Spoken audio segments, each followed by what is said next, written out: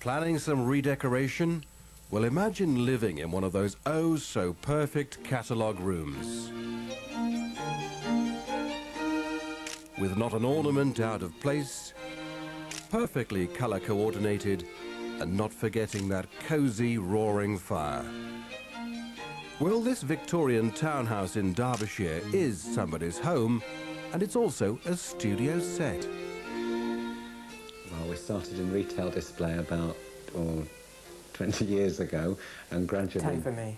Yeah, 10 for you. And we gradually drifted into the commercial situation where we're doing studio styling for manufacturing companies. Almost everything in interior design consultants Richard and Paul's home has been used as a prop in a catalogue. A client would send us a selection of fabrics, that's their new range of fabrics, wall coverings, etc. Whatever they need promoted for the next season, really. And we'd give it an image. And they've kept those images alive nearly everywhere. But did they imagine their modest townhouse would ever look like this? We've been here about 7 years now. It's about 7 years, that's right, in February. Yeah, we've just about got everything decorated by the first Christmas downstairs, and the rest seems to have taken the other 6 years, more or less. They laughed at me when we moved in. I said we'd do it in the first year, and they said, oh, no way, no way. Yeah. But we were lucky the money held out, didn't it? We never had all the bits and bobs to begin with. It was just like papered walls or fabric walls. Because of work, most of the stuff that we've got is props anyway, so it does tend to fill the house up.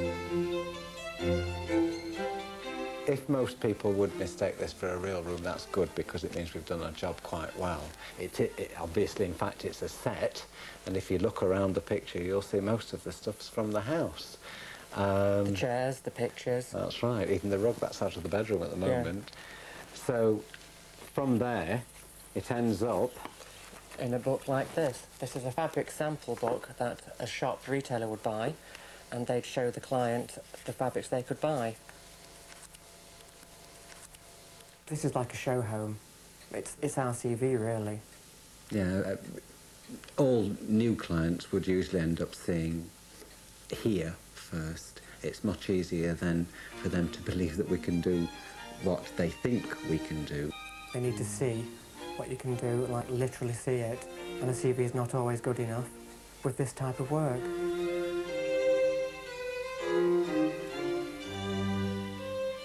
We've got 5 bedrooms altogether. There's 5 bedrooms, yes. But four living rooms.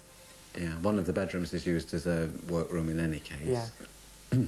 Because we do construct some curtains, soft furnishings, basically, that get used in the studio. One-offs, prototypes are done here, mostly by Richard. The house was in a dreadful mess when we bought it. It had been bed-sits and, well, you can imagine, can't you? It was a real mess. It was a doss house. Most of what we've done, though, was remedial as far as the structure was concerned, and then the rest's been decorative. It was knocking down walls and putting in doorways, and where they'd taken the original ones out, we put them back in. The fireplace in the front sitting room was all boarded over when we moved in. And we took the gas fire off the front, and we found this lovely Victorian cast iron insert. With the hood and the grate missing. And the day we went out to buy a new one to replace the one that was missing, the dog undug it from the garden. She'd unburied it in the garden. The very same day that we brought the reproduction to fit in its place, which is still stuffed in the garage, the dog had found the original intact, rusty, dirty, but intact, so we cleaned it up, and that's what's in there now. We blackleaded it, and it looks perfect. That's great. Everything that we've done here is just fairly classic, fairly traditional. And because we don't really want to follow fashion, because we do that for work, we do that every day, we can work out all our fantasies at work in the studio. We don't have to spend an awful lot of money following any fashion trends and everything. We're old-fashioned people. We are. With an old-fashioned bathroom. But what fashion tips would they give? Dedicate one room and decorate that whenever there's a fashion, but don't do it around the whole home. The thing to do as well is, if you love a thing, do it, but do it wholeheartedly. Don't chicken out halfway, because you'll end up with half a result. If you don't like it at all, don't do it. It's just too expensive. The industry is led quite a lot by fashion. If you see something on the catwalk, it used to filter down in about 3 years. It takes about 3 weeks now. Like the natural linen look with the coconut buttons and things like that, it was adapted to the soft furnishing industry within a really short space of time. Really quick. There isn't good taste, bad taste, or indifferent taste. There's your taste, there's my taste, there's Richard's taste, and we're all entitled to it. If you wanted a cerise fur fabric toilet seat cover, I'd suggest you go and buy one. It doesn't make it wrong, it just makes it your taste.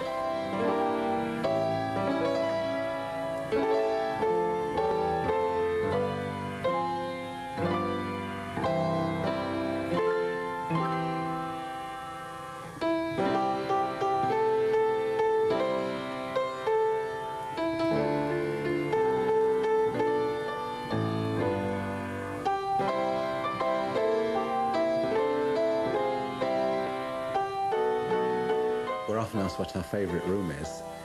The drawing room is the favourite room, the one with the grand piano. Although we do seem to spend most of the time right here. But the kitchen and the rest of the house is probably more full of props. And the drawing room isn't, it's our personal choice in there.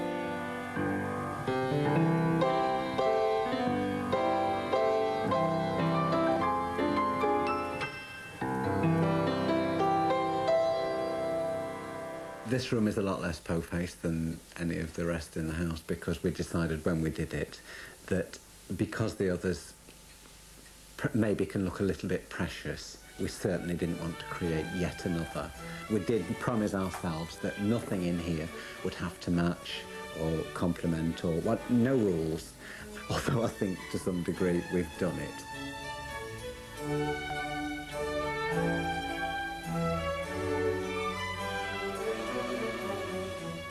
We could not afford to decorate this house twice, which is why every room's been done but once, and that's probably it forever now.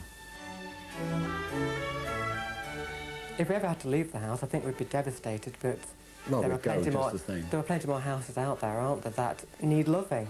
We've loved this house now for 7 years. I had a lot of joy from it, but that's not to say that you couldn't love another house, or not even a house, maybe a warehouse. Top floor of a Victorian mill would be brilliant. And then we could get rid of all the curtains, all the carpets and all the props. But I don't know how we cope with that, because we seem to like curtains. The minimalist idea appeals because we haven't got it. That's probably our only concession to wishing and wanting. We've got the curtains, we've got the props and the fiddly bits. We feel like, a lot of the time, we feel like we'd like to get rid of some of it, but... And have nothing. Without it, I think we'd be quite miserable.